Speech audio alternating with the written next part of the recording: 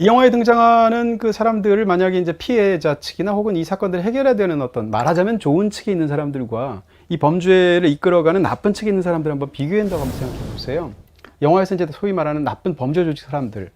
이 사람들도 영화에서 보면 뭔가 좋은 일도 한두 가지씩은 다 하고 있습니다. 예를 들면 아이들에게 약을 타서 그 아이들을 정신을 잃게 만들어서 쉽사리 장기밀매 조직에게 팔아넘기려고 하는, 그러면서 겉으로는 이제 식당을 운영하는 것 같은 그런 부부가 나오게 되는데, 이 부부조차도 더운 여름에 유아인이 아이를 데려오니까 덥지, 야 더우니까 일단 목이나 축여 하면서 요구르트에다가 빨대를 끼워서 마시라고 건네주는 사람입니다.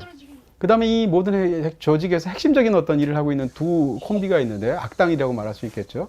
이 두 사람조차 경찰이 산채로 파묻혀 있으니까 아무리 그래도 그렇죠. 어떻게 사람을 산채로 파묻어 하면서 그 경찰을 꺼내주거든요. 물론 경찰인지 몰라서 그렇지만.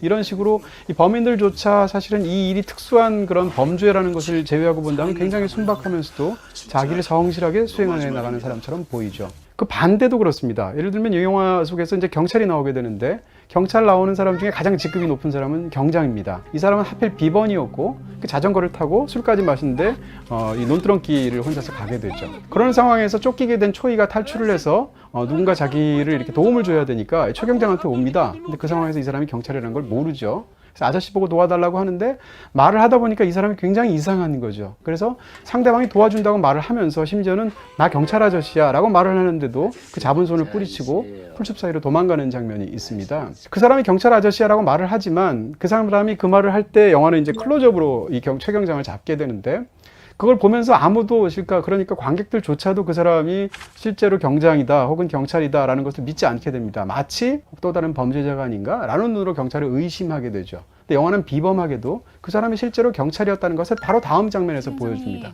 그러니까 그 사람은 때마침 술을 마셨을 뿐이고 굉장히 허름한 옷을 입었을 뿐이고, 또 그 다음에 뭔가 이상하게 썩소를 날렸을 뿐이지만 사실은 정말로 진심으로 그 아이를 도와주고 싶어 했던 것이죠. 그러니까 이런 식으로 영화가 양쪽으로 나누는 면들, 예를 들면 이쪽 측면에는 또 굉장히 순박한 할머니가 있습니다. 거리에서 이렇게 야채 같은 것들 다듬어서 파는 것 같은 그런 어려운 처지에 있는 할머니로 보이는데, 이 할머니조차 아이가 갑자기 할머니한테 달려들면서 자기가 납치되려고 하니까 좀 구해달라는 식으로 말을 하죠. 근데 할머니는 그 상황을 오해하고 그 오빠에 해당하는 유아인을 장난스럽게 때리면서 동생을 함부로 대하지 말라라고 해서 그 아이를 다시 돌려보냅니다.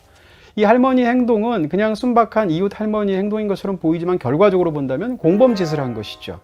그렇게 본다면 이 영화 속에서 벌어지는 수많은 사람들, 그러니까 오히려 그 사건들을 제대로 해결해 줄 것 같은 경찰이나 이런 사람들보다 이쪽에 있는 사람들이 오히려 어떤 면에서는 더 결과적으로 오히려 순박하게 나가는 부분들도 있다는 것이죠. 그러니까 이 영화의 이런 세팅들은 명확합니다. 다시 말하면 그 사람들이 선인지 악인지를 본성으로는 판단할 수 없다라는 것이죠.